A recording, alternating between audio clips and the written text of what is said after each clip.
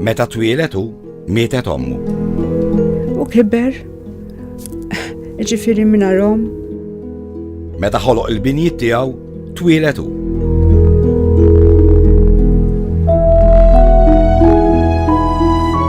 L-arkitettura tanti importanti għalih li huwa iktar importanti mis-suċċess tiegħu personali. Kien strumentali fit-twelid tal-proġett ta' Bib il-Belt, proġett li beda f'kafeterija, imħażżes fuq tixu. Ħafna bil-proġetti tiegħu qajmu kontroversja.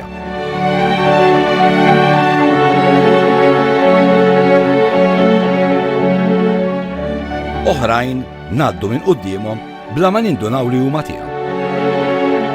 Malti imma gunjomu England. L-ewwel impressjoni tiegħu li jagħtik hija ta' bniedem superb, ta' bniedem snob, ta' bniedem li ma jridx ikollu x'jaqsam ma' ħadd imma xu qiegħed superjuri qiegħed fuq xi altar meta ma jsirx jafu sewwa minn ġewwa. Richard England.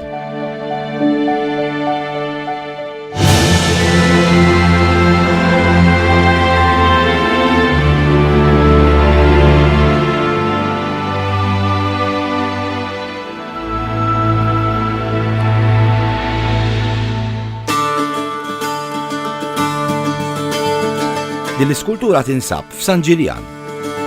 Fil-bidu ma kienx toġobni daqshekk, ngħid il-verità, immur mal-fokka. Fil-fatt niċċajta x'ngħidlu l-lav naħseb iktar bini li jissuċita kontroversja mill-karriera kollha tiegħu. Lav miktuba ras għal isfel. U din il-lav ukoll, miktuba kif suppost. Iżda fir-rifless tagħha fil-baħar. Jiena naħseb li kienet l-element iktar kontroversjali mhix il-lav il-mod kif interpreta bil-speċi lateral image u li n-nies jinteraġixxu magħha. Jien naħseb iktar jekk forsi kien hemm l-ewwel kritika negattiva, naħseb iktar il-kontest li forsi n-nies kienu mdorrin, li forsi jgħaddu mill-promenade hemm u jkollhom dik il-vista kompletament anidwek, mhux interrotta tal-bajja. Ġifieri naħseb il-kritika kienet għall-ewwel iktar fuq hekk. Jiena naħseb illi l-iżball hemmhekk huwa illi n-nies ma rawx illi l-lav hija skultura fil-ġebel, imma biex jidher ir-rifless tagħha fil-baħar, biex tkun isa ras għal isfel. Imma kemm toġobni issa, għax naf xi ġifieri. Irid juri li għalih li mħabba fiha dan l-element kważi ta' divertiment. X'qiegħed jagħmel huwa qed jiċċajta bis-serjetà. Dejjem għatlu Richard, spjegatik il-lav lill-poplu, lill-Maltin. Għax ma jifhmuhiex, no Miriam kien jgħidli, one does not explain these things. Min ma jidħolx f'dan l-ispirtu li huwa serju ċajtir fl-istess ħin. Allura naħseb dawk ma jkunux apprezzaw verament x'kien qed jipprova jagħmel. Bħala skultura, għaxu ovvjament għandu l-background ta' skultur kolli hija xi ħaġa interattiva, ġieli tara żgħażagħ, anki turisti u viżitaturi jinteraġixxu ma' din l-iskultura, jieħdu ritratti u hekk, jiġifieri inti trid tara bħala xi ħaġa li hija parti mill-mixja mal-promenad. Mbagħad nara fil-għodu tammur nimxi, nara n-nies jagħmlu l-exercise fuq qasejrin hekk stretching fuq il-lav ngħid kosu, toġbkom il-lav issa. Illum qed nara wara xar snin kif hija l-landmark tan-nies, meeting place, mir fejn nintaqgħu mal-lav, ħadha l-lav. 1958 f'Richard England titwielet imħabba oħra, l-imħabba lejn il-mara tiegħu, Miriam. Kien hemm kuġina tiegħu u kienet qalt li Miriam trid tiġi tintaqa' mal-kuġin tiegħi Richard England. U għattilha iva, qabad niftit hekk ċertu ferħ, ma nistax ngħid li le, għax l-ewwel tifel li sa nintaqa', l-ewwel wieħed Richard kien u l-aħħar ta'. U mort ma' hija u dil-kuġina u wasalna tard ħafna. U dan Richard ma kienx id-dar, telaq, ovvjament ma kellux paċenzja. U għalu li qiegħed il-Pwales qed jieħu ritratti. Allura morna l-Pwales u veru rajna Richard hemm jieħu ritratti u dina kienet proġett għal ovvjament l-arkitettura. Imma aħna bdejna nitqu ngħidu wara dan ukoll. 5 snin wara, Richard u Miriam jiżżewġu.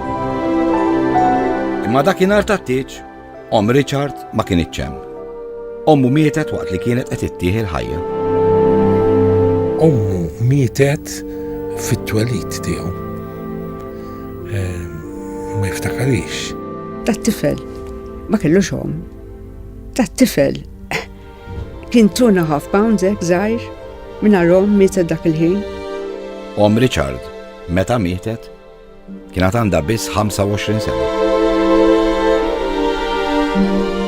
U kiber, ġifieri mingħajr Lil-ommu Richard England qatt ma kellima. Qatt ma seta' jgħidilha ma. Richard laqqas aħwa m'għandu, baqa' l-uniku tifel. Baqa' hu u missieru.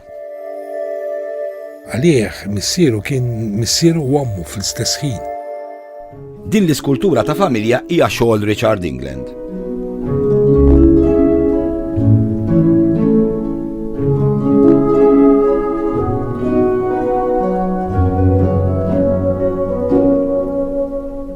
Dan Edwin, Missir Richard. Anka Edwin kien perit. ċertament li l-papa tiegħu kellu influenza wkoll kbira fuq Richard ukoll. Meta l-perit minn taf sar ministru, ix-xogħlijiet li kellu fidejh lilu Tom lill-Missir Richard. Għax evidentement kien qisu l-aħjar perit li kien hawn. Id-dar fejn jgħix Richard England iddisinja missieru stess. L-arkitettura tagħha mhijiex ta' Richard, hija ta' missieru. Missieru kien bena żewġ tidjar, waħda lih u l-oħra l-Richard. Illi ipprefera jibqa' dejjem joqgħod fid-dar ta' missieru. Richard m'għandux kwiet. Fid-dar dejjem ibiddel u jirranġa.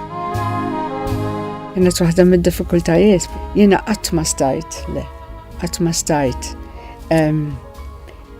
nagħmel dak li xtaqt jien.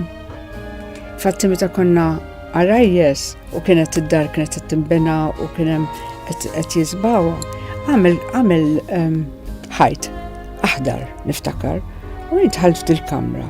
Għatlu le, tlimmi sa noqgħod f'dil-kamra ta' ħadra. Għalli le, l-issa tara kif din tkun sabiħa. Għatlu ma jena għaddim ma rridx ħadra, per eżempju nrida blu, nafx kun għatlu raġoħra. U rajt dikinar li jekk jiena sam kompli nipprova nfixklu fl-affarijiet tiegħu li hu it's a profession u jiena ma nista' nirba'. U niftakar għatlu mill-għamel intu ma tnara toġobniex.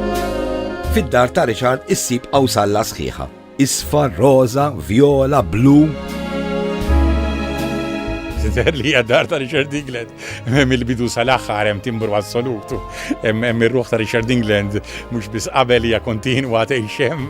Fid-dar tiegħu għandek sens, isek qed tgħix l-istorja tal-Alice in Wonderland. Isek fil-pajjiż tal-meravilji. Id-dar ta' Richard hija mużew. Jiġifieri kull fejn tara, kull fejn dawar wiċċek għandek opra tarti. Mhux tiegħu biss, imma ta' ħafna nies famużi mid-dinja li hu għamel ħbieb magħhom, pjano ta' artisti kbar illi hu kellu kuntatt magħhom illi regalawlu dawn l-opri d'arti. U allura kull fejn tmur, anki l-kuluri mhumiex normali, orajt ta' wieħed li jidħol f'dar komuni. U allura tieħu pjaċir li tħaff post differenti mis-soltu. Dan l-istudio ta' Richard. Hawnhekk fejn Richard joħlom u jwellet l-opri tiegħu.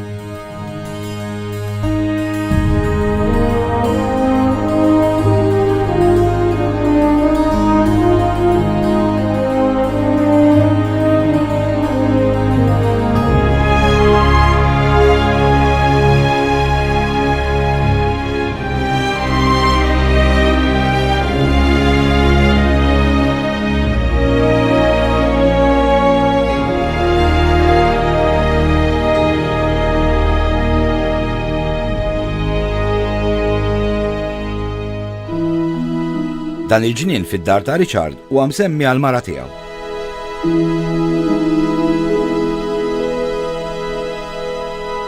waħda mill-iktar affarijiet interessanti li jagħmel huwa l-ġnien li jismu A Garden for Miriam għal-mara tiegħu. L-isbaħ ħaġa li għandi inħossni ħafna kuntenta b'dak il-ġnien. Mhux għas-semmi għalija, dik rajta ħafna gustuża għax iċċed romantiku.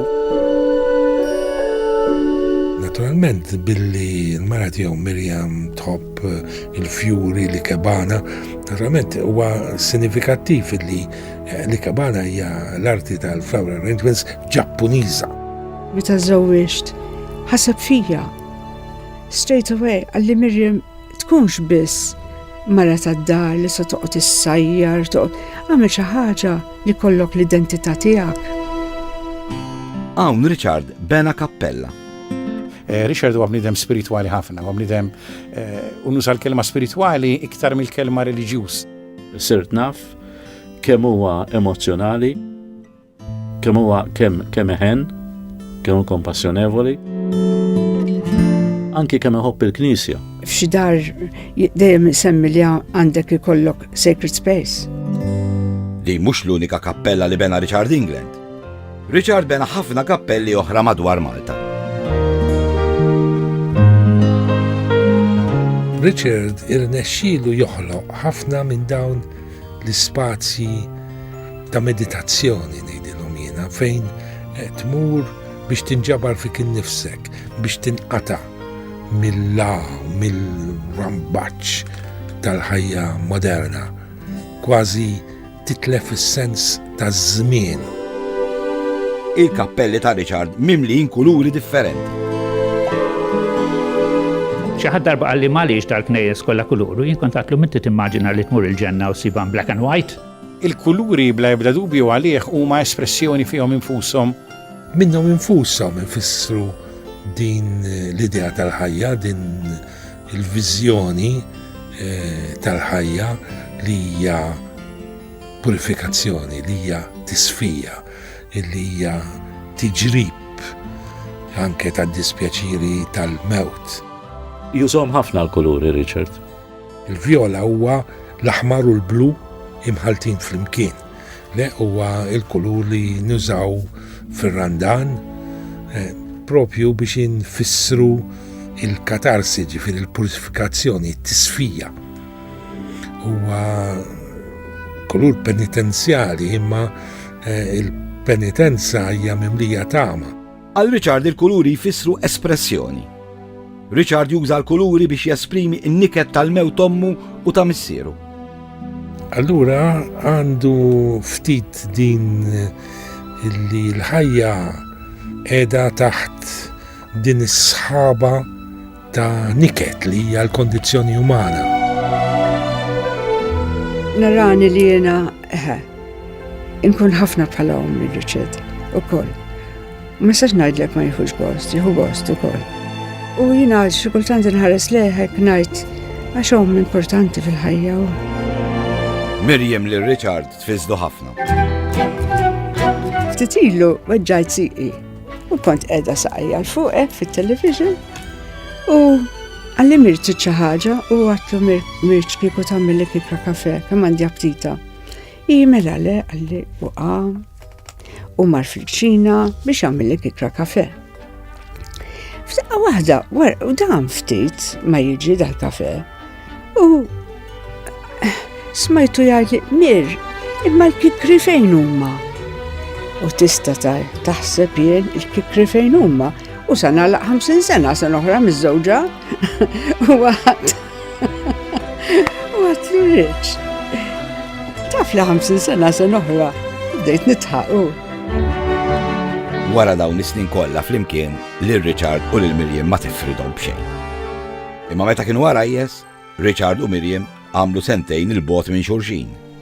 Mhux għax infirdu, imma biex Richard imur jistudja.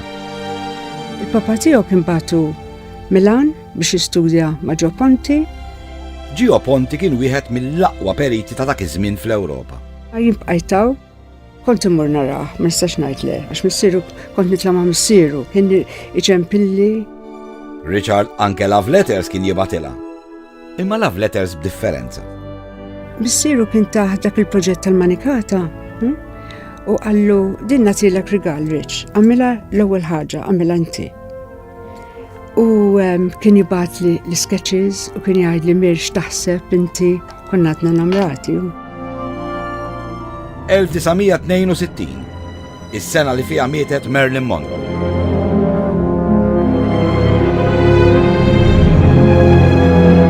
1962, is-sena tad-diska tal-Beatles Love Me Do. Love, love me do. You know I love you. I'll always be true. So please, love me do. Whoa, love me do. F'dik is-sena, fil-Manikata jibda x-xogħol fuq il-bini ta' knisja. Knisja ddisinjata minn Richard England. Wara 12 sena, il-knisja titlesta. Ftit jiem biss qabel il-knisja se tiġi inawgurata, l-Arċisqof Mikil Gonzi immur jara l-esta. Dalwaqt naraw ir-reazzjoni tal-Arċisqof Mikil Gonzi xirra l-bini tal-knisja l-est. Dalwaqt ngħixu il-mument meta Renzo Piano ħareġ bl-idea tal-proġett ta' Bibil Belt. Dak il-ħin, ħdeħ fil-kafeterija kien hemm Richard England. Dalwaqt naraw x'ġara meta Richard England iltaqa' ma' Saddam Hussein. Iżda qabel nifhmu, xi jħobb jiekol Richard England? Il-fenek iħobbu ħafna, xġieli morru niklu l-fenek fl-imkien. Iħobb per-eżempju inaqqala u lem, naqbdu fil-friġġ, jiftaħ li l-friġġ, joħod li xi biċċa sausage, joħod li biċċa minn din ġobon u jħalli li l-plat vojt hemm ġew, pereżempju waħda mill-affarijiet li difett. Il-biografija ta' Richard England tkompli dalwaqt.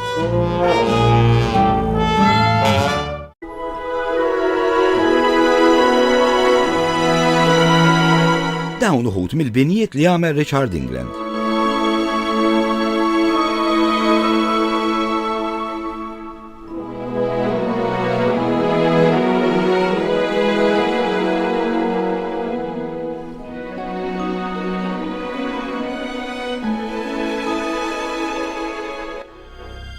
Hawnhekk Baghdad, fl-Iraq. Dan il-bini f'nofs il-kapitali tal-Iraq għamlu Richard England. Imbnew xi xogħlijiet ma nafx kondizzjonijiet qegħdin bħalissa hekk reġax waqax kollox jew le. Richard ġie magħżul minn perit internazzjonali li kien perit Baghdadi. Waqt li qed fl-Iraq, Richard England jiltaqa' ma' Saddam Hussein. Kważi ngħid illi barra minn Malta apprezzawh iktar malajr milli apprezzajnih aħna f'dal-kamp. Minn Baghdad fl-Iraq immorru Ruma. 1962 isir il-Konċilju Vatikan it-tieni. Il-Knisja tbiddel ħafna mit-tradizzjonijiet tagħha. Il-mabudija kienet issir ħdejn il-bib tal-Knisja, il-fonti kienet titqiegħed hemmhekk, waqt li wara l-Kunċilju anke l-mabudija bdiet tiġi ċelebrata fuq il-Presbiterju biex ikun jista' jara kulħadd. Wara l-Konċilju li Richard jitolbuh jiddisinja knisja ġdida fil-Manikata. Knisja li tirrifletti l-bidliet kbar li seħħu fil-Knisja bil-Konċilju. 1974, wara 12 sena tinbena, il-Knisja tal-Manikata titlesta. Imma d-disin ta' din il-Knisja ma ġobx lil kulħadd. Għal xi nies din il-Knisja wisq moderna, kumparat ma' knejjes oħra li konna mdorrijin naraw. Meta bdiet tinbena l-Knisja tal-Manikata, ħafna minn nies tal-post bdew jgħidu ma' din knisja stramba. Min sejħilha Space Shuttle, min sejħilha Gorboċ, u naħseb illi ħafna mill-parruċċjani tal-Manikata kienu qed jistennew jattamaw fi knisja tradizzjonali. Il-Manikata kien villaġġ żgħir, ħafna mill-residenti kienu bdiewa. Kienet diffiċli għaliex ma kienx hawn dik l-atmosfera moderna. Qed tifhem allura bil-fors xi ħaġa ġdida hemm maqdru hawnhekk qed tifhem. L-intenzjoni tagħhom bħal kif kienet f'diversi villaġġi. Dak iż-żmien kienet li tibni monument kbir għall-Knisja li kemm jista' jkun timpressjona, allura li probabbli l-ewwel intenzjoni tagħhom kienet li jagħmlu xi ħaġa tipo Knisja tal-Imġar. Fil-fatt, Richard kien ħal paċenzja li jispjega anka lill-bdiewa dwar il-Knisja f'janfisha. Il-Knisja ta' Richard England ma kellix faċċata bħal knejjes oħra. Ma kellix saqaf għoli, imma saqaf baxx ħafna. U ma kellix kolonni fin-nofs bħal knejjes oħra. Magħmula propju biex in-nies jieħdu parti attiva f'dak li qed isir. Anke l-Arċisqof Gonzi kien ħaqqata meta ra l-Knisja tal-Manikata.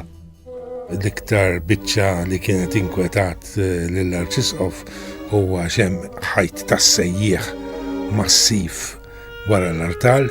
Wara l-artal, hemm ħajt tas-sejjieħ li jidher dal-ħajt tas-sejjieħ, ġifieri jidaħħal l-aspett tal-vernakolar fil-Knisja.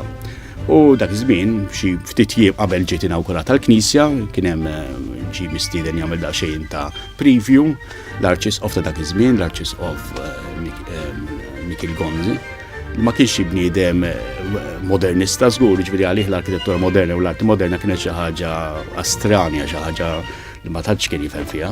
U meta rada l-ħajt tas-sejjieħ, għallu dana sad kaħlu u sad bajdu għallu da żgur. U dar biex Richard jaqla xi argumenti miegħu u jkun jafu ukoll li ma l-Arċisqof Gonzi ma tantx ma kontx ġibha żewġ, għallu żgur ċertament għallu daka jinkesa għallu jitbajja serraħ rasek għallu. Ovvjament ma kellu l-ebda intenzjoni li għamel hekk. Fl-inaugurazzjoni meta kien qed jitkellem man-nies, l-Arċisqof Gonzi għallhom, insomma, naw ferħilhom tal-li bnew il-Knisja, letteralment ħafna xogħol volontarjat bidehom. U għallhom hawnhekk il-Manikata huwa post tal-bdiewa, għallu post tal-bdiewa tantu veru li l-perit laqas seta' jsib kaħħal biex jirranġa dal-ħajt għallhom. Jiġifieri. Il-Knisja tal-Manikata mhux dak iż-żmien biss kienet f'kontroversja. L-ironija hi li fl-1962 ma ridux il-Knisja tal-Manikata. U 20 sena wara qed jiddefenduha biex ma taqax. Awwissu 2011, il-Knisja tal-Manikata tispiċċa fl-aħbarijiet. Wara applikazzjoni mill-kappillan tal-Mellieħa biex jinbena bini taħt il-Knisja, il-MEPA taċċetta din l-applikazzjoni. Imma n-nies jopponu din id-deċiżjoni. Wara li l-MEPA kkunsidrat din il-deċiżjoni, il-kappella tingħata gradoli. Grad li jfisser li l-kappella ma tistax titmiss. Kemm bħala perit u kemm bħala xi ħadd nistudja l-istorja tal-arkitettura hija xi ħaġa li għalija huwa importanti ferm li napprezzaw li għandna nippreservaw bini ta' preġi ta' kull perjodu. Min ipproponih qed jinsisti illi se jibqa' jirrispetta għal kollox il-Manikata kif iddisinja Richard England. Imma jiena ngħid alla jafu li Richard England għadu ħaj u għadu attiv għaliex ma saqsawx lilu il-parir tiegħu. Faċilment kien jista' jipproponilhom soluzzjoni aħjar minn dik li proponew huma b'dawk l-skylights. Għax Richard ma kienx jaf xejn b'dak li sar. Naħseb jiena id-deċenza kienet titlob min ried jagħmel xi ħaġa ġdida, jew ibiddel jew inaqqas jew xi ħaġa, illi jikkonsultaw miegħu.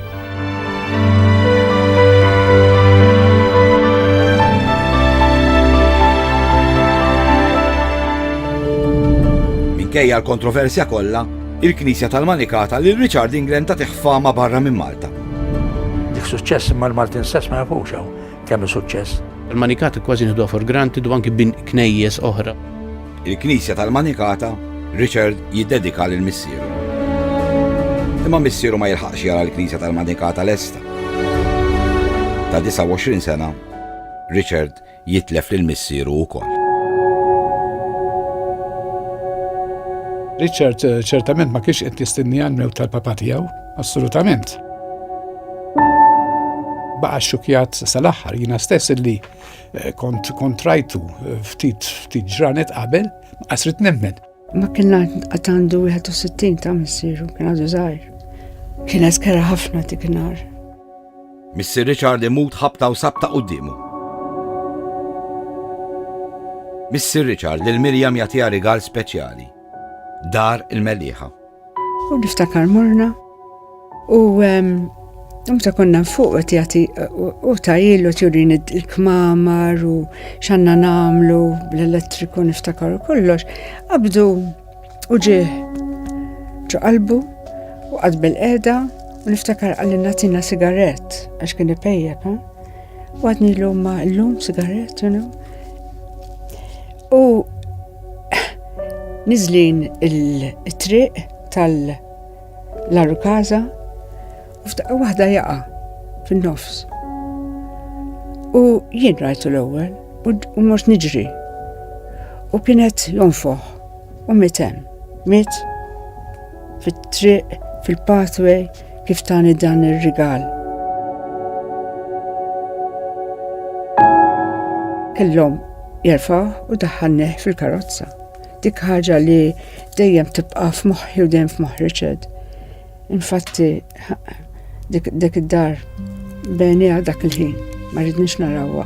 Richard qatt ma mar iktar kienet ħaġa kera ħafna Richard, ir-relazzjoni ta' Richard ma' missieru kienet ħafna ta' ħabbiberija.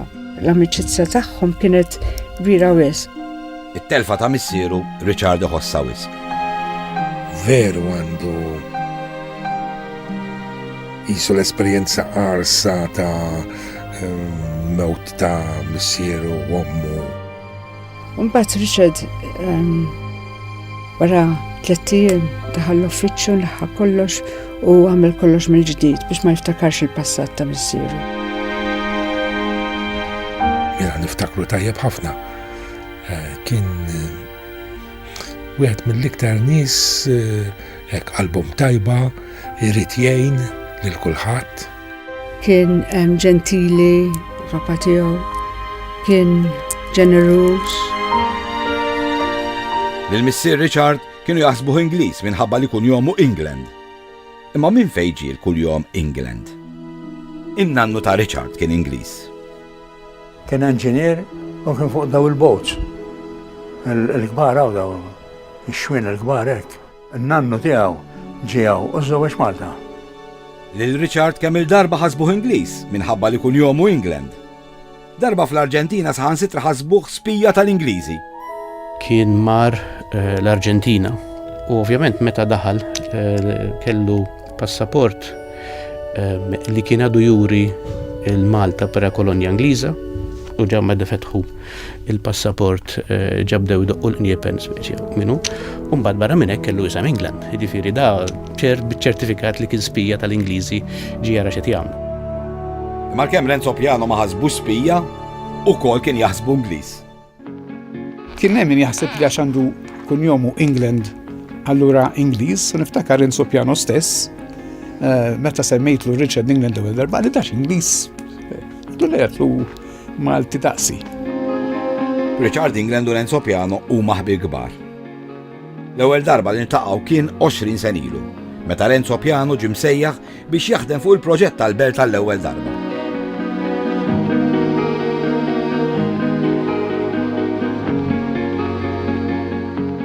U kieku ma kienx Richard England stess li konvinċi jiġi lura, dan il-proġett tal-belt li qed taraw bħalissa ma kienx isir. Fil-fatt, kien Richard England irnexxielu jkonvinċi li Renzo Piano jerġa' jaħdem f'pajjiżna. Naħseb għadda fażi Renzo Piano fejn jgħid mela jiena ġo Malta donnu ma nistax naħdem bl-idea tiegħi.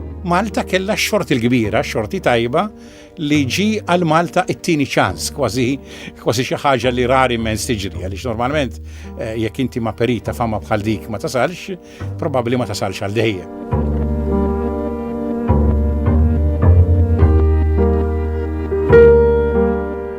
Anki minn dak iż-żmien kien hemm il-kontroversja hekk tibnix ir-replika ta' dak li kienet jew tibnix bini kompletament differenti. Renzo Piano mill-ewwel induna bil-kapaċitajiet ta' Richard England. Renzo Piano kellu bżonn perit lokali biex joħsib ix-xogħol tiegħu f'Malta. U beda jħoss illi ma jistax juża Richard England biss bħala il-perit illi jagħmillu l-binja u Malta, beda jħoss li jekk se jaħdem ma' Richard England se jridu jkunu sħab kważi ndaqs. U allura ipprefera illi min jaħdem miegħu bħala perit Malti ma jkunx tal-kalibru ta' Richard. Il-proġett ta' Renzo Piano fit-tmeninijiet baqa ma sarx. Il-gvern ta' Edi Fenegadami reġa' prova jagħmel il-proġett tal-Belt għat-tieni darba. Kien hemm kompetizzjonijiet biex isir teatru u l-proġett ta' Richard England kien l-aqwa wieħed fosthom. Kienu ġew mistoqsijin biex ipoġġu wisq affarijiet ġo l-ispazju ġifieri ġo l-volum ta' fuq it-teatru. Għax barra minn teatru saqsawhom jagħmlu affarijiet bħal ċinema, gallerija tal-arti, illi kien impossibbli li dawk iddaħħalhom f'dak il-ftit spazju. Min hemm twieled iċ-ċentru għall-kreattività, il-Kavallier ta' San Ġagbu. Il-gvern ta' dak iż-żmien qallu okej, dan nibnuh imma m'għandniex flus u m'għandniex iż-żmien biex nagħmluh issa qabel l-elezzjoni. 1996, il-Partit Nazzjonalista jitlef l-elezzjoni u Alfred Sant isir Prim Ministru ta' Malta. Alfred Sant ma rridx ikompli b'dak il-proġett, imma ħareġ bl-idea illi dak l-ispazju flok teatru biss jagħmluh ukoll b'ħafna ħwienet biex il-lieħ li jkun jidħol minn dawk il-ħwienet jissussidja it-teatru. U infatti Richard għalkemm din l-idea xejn moġbitu, madankollu għax sejjaħ konkors l-gvern daħal għalih. Il-gvern tal-Fred Sant waqa' sentej wara u l-proġett ta' Richard baqa' ma sarx. Fil-fatt, naħseb kien kapitlu twil fil-karriera tiegħu, naħseb dan fuq 10 snin. Sfortunatament, fażi waħda biss twettqet li kienet il-fażi tal-Kavallier ta' San Ġagbu. 1999, Richard England jipproponi master plan għal Belt Valletta. Jiena nittama li fi żmien ftit xhur nkunu nistgħu nibdew ix-xogħol.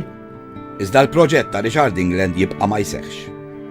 Madankollu, Richard England jerġa' jkun preżenti fit-twelid tal-proġett tal-Belt. Din id-darba flimkien ma' Renzo Piano f'kafeterija l-Belt. Meta Renzo Piano fil-fatt inata anki issa l-inkarigu għad-daħla tal-Belt Valletta u allura s-sit ukoll ta' Teatru tal-Opera u għal-Pjazza Helsin, kien hemm fil-fatt laqa bejnu u Richard England u anki persuni oħra dwar idea differenti speċjalment is-sit ta' Teatru tal-Opera. Kien hemm wara din id-diskussjoni mument fejn Renzo Piano fil-fatt għamel skizz fuq il-napkin li kellu qudiemu fejn biex ngħidlek ta' l-ewwel indikazzjonijiet mill-iktar preliminari ta' kif dak is-sit jista' jkun ippreservat għall-arti, se jkun post miftuħ li kien anki il-regala naħseb b'dan is-sens ħanajtek ta' vera ħbiberija bejnietom lil Richard u m'għandi ebda dubju li fost memorji oħra kbar li Richard iħaddan jibqgħu koll għandu dal-iskizz inizjali, dal-sketch inizjali ta' fil-fatt dak li mbagħad beda jkun proġettat fil-livell ħafna aktar profond u aktar dettaljat mill-perit Renzo Piano għas-sit ta' teatru li għal. Richard England ukoll ħabib tal-artist Malti Gabriel Caruana. Din sketch li Richard għamel waqt li kien għand Gabriel Caruana. Nika Feldpen fuq il-ħaj dirett. Kien hawn il-Feldpen hawnhekk, jien mort sal-istudju li ħoraġ kelli l-kien jiexar mort nikkontrollah. Għattuhem, u nsibu mal-ħajt hemmhekk. Għamel il-Knisja tal-Birgu hemm xaw dawk is-swar li hemm għad-dawra. Dawn l-sketches tal-proġett tal-Kavallier ta' San Ġagbu għamilhom Richard ukoll.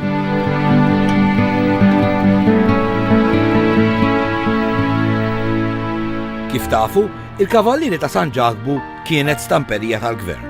Richard England minna jirnexxielu joħloq teatru, ċinema u sala għall-esebizzjonijiet tal-arti. Ridna nibdilu bini li huwa diżinjat biex iżommok barra għal bini li idaħlek ġew waħdan. Jien ngħid imma dina veru Richard għamilha. X'pereżempju ħareġ bil-poġġa ma naħdar qed nara issa. Il-gazz li għandu. Il-gazz u jara Richard. Richard jara tant jara x'inhu ġej.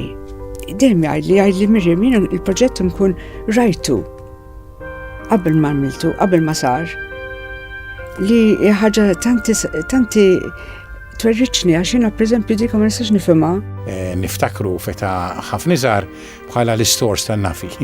Però mbagħad iktar riċenti, u din naħseb ħafna minna għadna niftakruh, kien l-istamperija tal-gvern. Jiġifieri meta jiena dħalt fil-post l-ewwel darba, dħalt f'post fejn kien hemm il-magni, fejn kien hemm il-linka mal-art, fejn kien hemm il-partitions ta' triplaj, fejn kien hemm biex ngħid hekk cutouts ta' rombli ta' karta fejn jagħmlu provi fuqhom u mwaħħlin mal-ħajt. Richard England mhux biss perit, imma pittur ukoll. Dawn sketches li għamel Richard meta jsifer.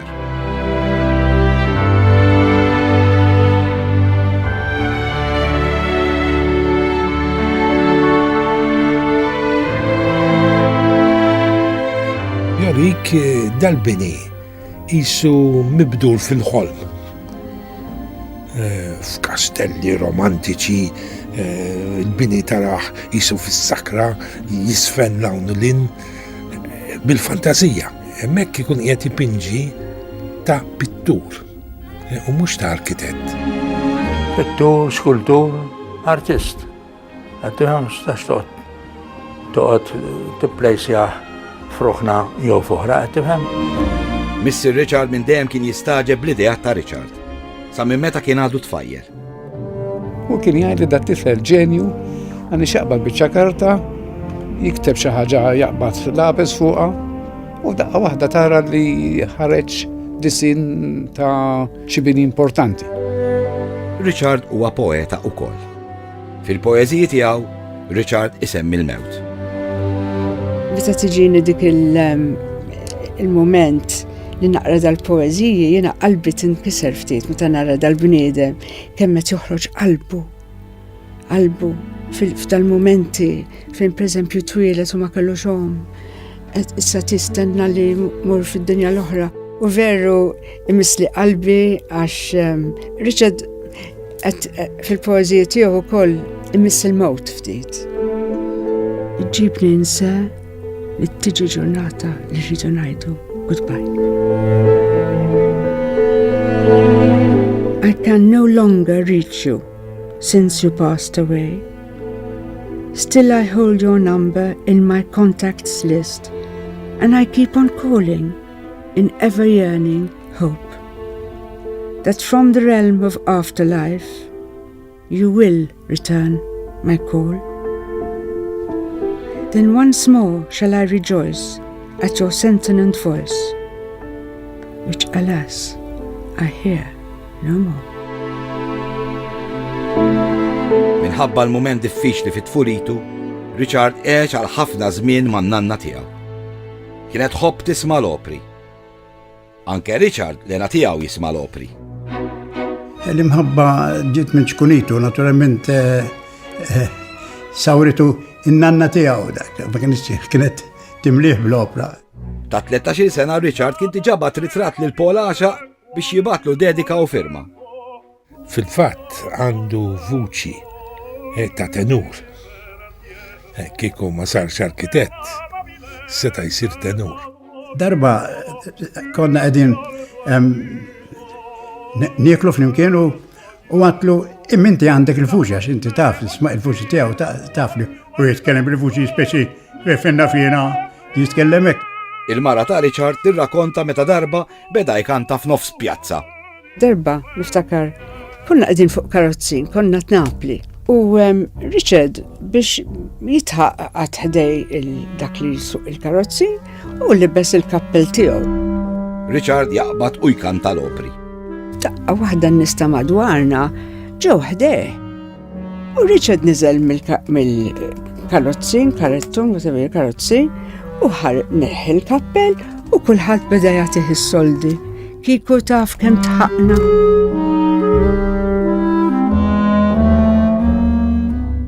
Meta Father Peter u Richard England kienu qed jistudjaw Milan, flok imorru xi kunċert tal-Beatles,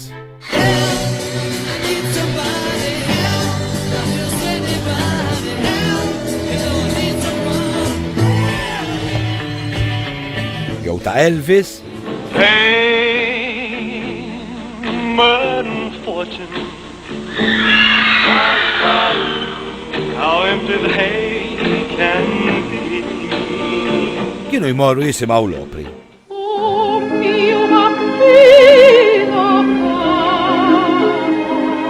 U konna tnej inħobbu ħafna l-opra. Mekkelna ċans kbir li kellna l-iskala, dak iż-żmien kien hemm Maria Callas.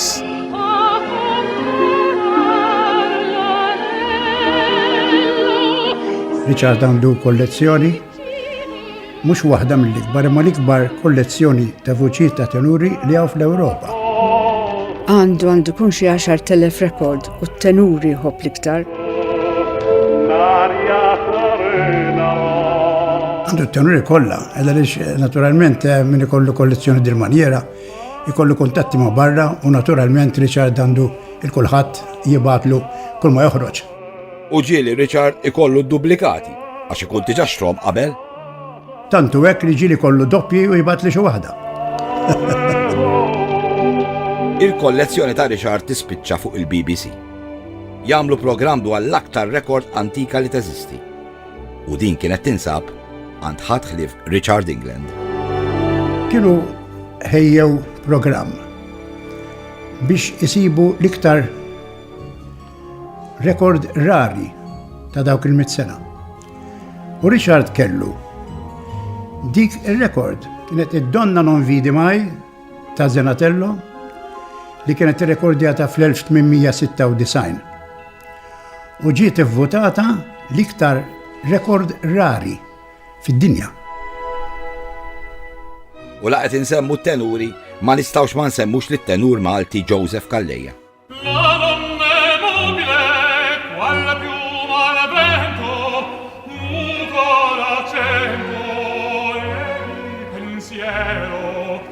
Richard England huwa ħabib kbir ta' Joseph Calleja. Meta bdejt nagħllem lil Joseph Calleja, l-ewwel persuna li ħadd jisimgħu kien nilu. Paul Asha jimita ħsew lil Richard. Anke Joseph Calleja. Allora Paul, kif inti tajb mex nagħmlu hija Joey. No, b'serjetà jiena Richard. Richard England ma jitkellimx hekk qalbi ħin.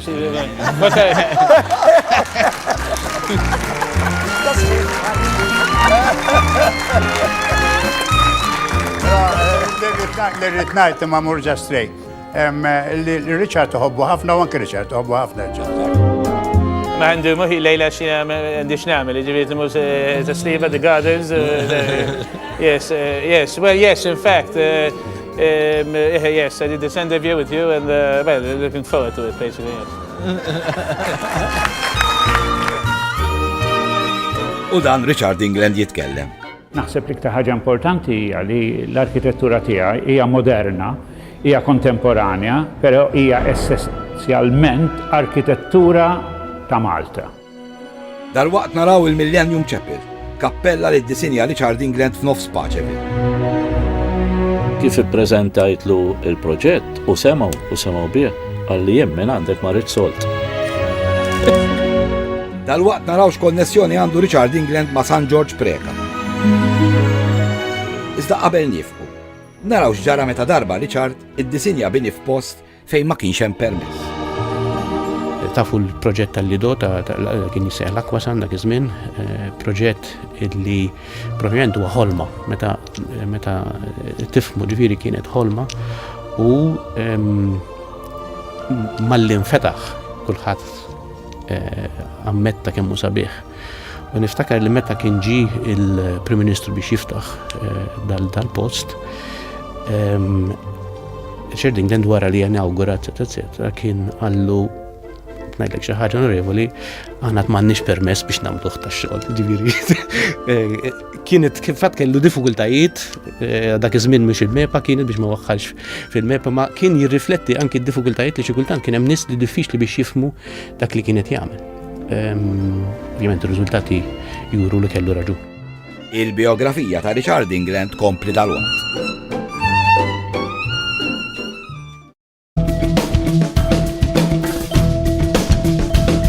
Hawnhekk Paċeville.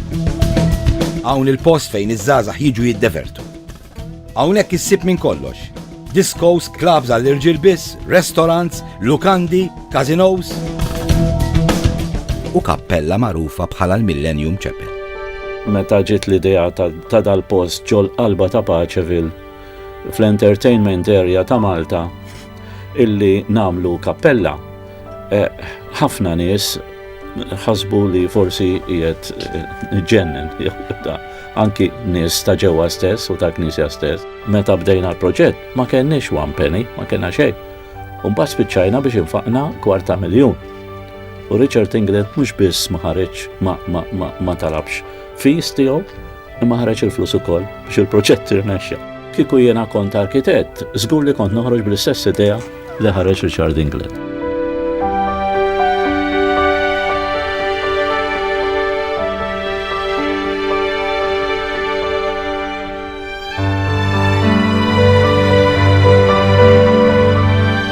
Aħna ma ħlaqniex biss il-kappella, aħna ridna mhux biss kappella, imma ridna kappella li tieħu ħsieb ir-rol ġisem.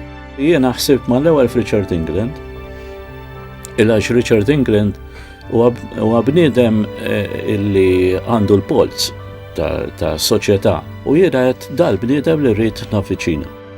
U meta avviċinajtu u ftit oħrajn bħalu illi kelli fiduċja fihom, mal-ewwel fehmu il-kunċett wara dil-kappella li ma tkunx sempliċement kappella għall-insara, però l-iktar ħaġa importanti kienet illi f'dal post hemm Alla preżenti. Alla ma ħalaqx il-bniedem biss bir-ruħ, ma ħalaq ukoll bil-ġisem. Aħna għandna nbierku Paċeville, il-kontrast minn dak li hemm barra, għal meta wieħed jidħol fil-kappella, tara l-atmosfera tinbidel totalment, għaliex tara id-dawl fuq Kristu, fuq is-salib li qed fin-nofs, u l-atmosfera tinbidel totalment għax inti tħossok cozy, tħossok ftiegħek hemmhekk f'ambjent totalment differenti milli kont qabel. Aħna ma konniex ċerti jew sguri illi dil-kappella se tattira xi żagħżugħ hemmhekk jew xi nies partikolari. Bżajna illi forsi di se tkun white elephant, tkun hemmhekk infaqna ħafna flus, $250,000 biex tagħmilha u hija vojta nistgħu nagħlquha għax ma jmur ħadd. Tagħna dina l-opra kbira, mhux tartija nħares leha, opra kbira ta' spiritwalità. Għaliex permezz tagħha il-bambin biss jaf kemm sar ġid u kemm nies isibu għajnuna. Lil Father Hilary il-Millennium Chapel toġbu wisq. Iżda hemm xi ħaġa żgħira partikolari li ma toġbux għal kollox. Waħda minnhom pereżempju illi għandna tarġa u di fija daħka, għax meta minni anki jien ikkritikajtu, u diħed fil-Millennium Chapel għandna tarġa kbira. U di l-imbirka tarġa li hija 6 pulzieri għolja, mhijiex tarġa bħal oħrajn. Allura billi n-nies mhumiex imdorrijin isibu di tarġa li mhuwiex il-qies tas-soltu, u anki ġewwa għandna skaletti tinżel bil-mod il-mod. Billi l-attrazzjoni huwa id-dawl li hu fuq is-sagrament quddiem, dak li jkun jidħol fil-kappella pereżempju u jħares quddiem, ħares jissarb jara d-dawl u ma jindunax bit-taraġġ li għandna. Allura ġieli ħadu nies għal wiċċu u kritikawna ħafna fuq dik. Però fiha meta inti tisma' is-sinifikat tagħha, mhux għalkemm taqbad u tneħħiha dit-tarġa, meta ddiskutejniha u bżajt li tista' isservi ta' ħsara għal xi ħadd. Għalli dik it-tarġa hija kif inhi hija simbolu illi l-bniedem qed jaqta' mill-post pagan ta' barra fl-istorbju li semmejna fid-dlam illi kien hemm, issa fit-tarġa se jidħol għal post sagru. Ngħidu ħallihom aħna l-ħajja tagħna mhux hekk, ħajja tagħna li tfixklu, naqgħu u nqumu. Dik hija wkoll l-okkażjoni biex tfakkar in-nies it-tarġa li aħna f'din id-dinja qegħdin u naqgħu ma rridu narġgħu nqumu nibqgħu mixjin. Ix-xogħol ta' Richard England mhux l-ewwel darba li ġie kritikat. Hekk inti tagħmel xogħol rilevanti, tfisser li n-nies jagħtu kasu u min se joġbu u jgħid kemm prosit u min se jikkritikah għax ma joġbux fejn iwassal. Iż-żmien itina parir. Naħseb jiena f'dew l-affarijiet. Naħseb hu imdorri il-fatt li hemm kritika jiġifieri xi ħadd innota dak li jagħmel hu. Meta inti tagħmel arti pubblika, jew mhux pittura li żomm mad-dar min joġbu jixtriha u min ma joġbux ma jixtrihiex, l-arkitettura jara kulħadd, min iridu min jammira u min anki min ma jammirajiex. U allura m'hemmx dubju li kwalunkwe biċċa xogħol jista' jkun Renzo Piano, jista' jkun Michelangelo, anki fi żmienu daqqa tuħu min ifaħħara u daqqa min imaqdara. Lil Richard England mhux il-kritika ddejqu. L-aktar li jiddejjaq meta bini li jkun għamel jinqered. Dak li verament ikiddu huwa l-fatt illi minn dak l-ewwel bini li għamel ma tbaqa' ebda waħda minnhom intatta kif ħaljaw.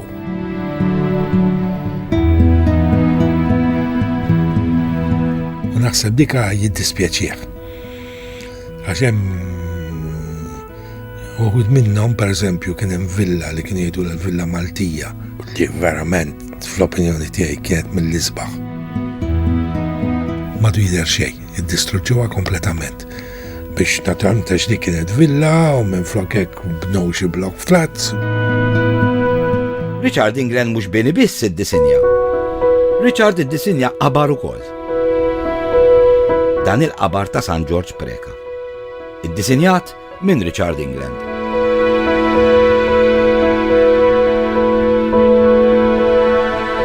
Dan Loli, bennej li bena fuq ħafna pjanti ta' Richard England. Loli huwa membru tal-mużew. Forsi mhux dejjem kont hekk nifhem u napprezza l-dissin li jkun għamilu. Pereżempju f'dan ix-xogħol ta' dil-kappella meta kienet għadha vojta minn kollox. Niftaħar darba tani kartonċina żgħira kulur il-qawċ u għalli dak il-ħajt hekk irid jiġi u jiena ma tantx oġbitni. Imma għalli jekk, għalli mbagħad kellimni wara.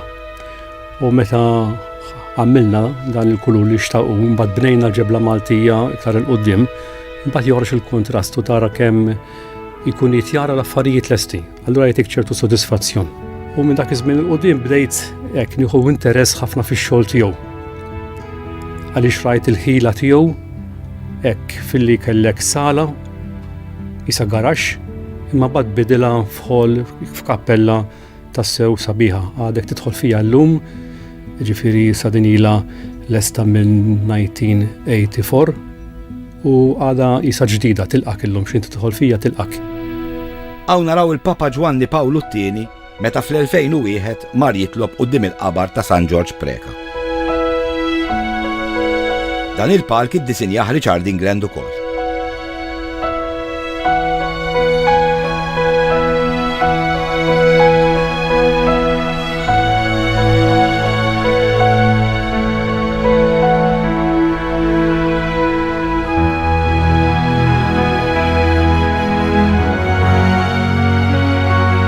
Hawnhekk il-Papa Ġwan Pawlu II ibbeatifika lil Beatu Nazju Falzon, lil Adeodada Pisani u lil San George Preka.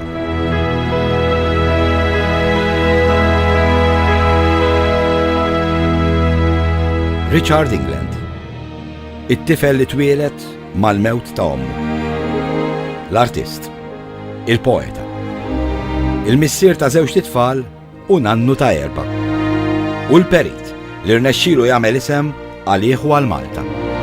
Iben Malti li għandna verament biex niftaħru bih. He is a diamond in the rough. Richard huwa wieħed minn dawk il-ġenji umani, down to earth. Ġeneralment aħna nkunu l-bot ħafna mill-ġenji għax qed jgħixu f'dinja għalihom. Jiena nikkonsidra lil Richard bħala ġenju, però fil-fatt qed jgħix fid-dinja preżenti li qed ngħixu fiha. Richard l-ikbar ħabib li għandi. Jiena nispera li l-bambin itini ħajja iżjed u żmien fejn inkompli nesprimi dak li għandi ġewwa fija u nispera li n-nies jieħdu gost dak li nagħmel.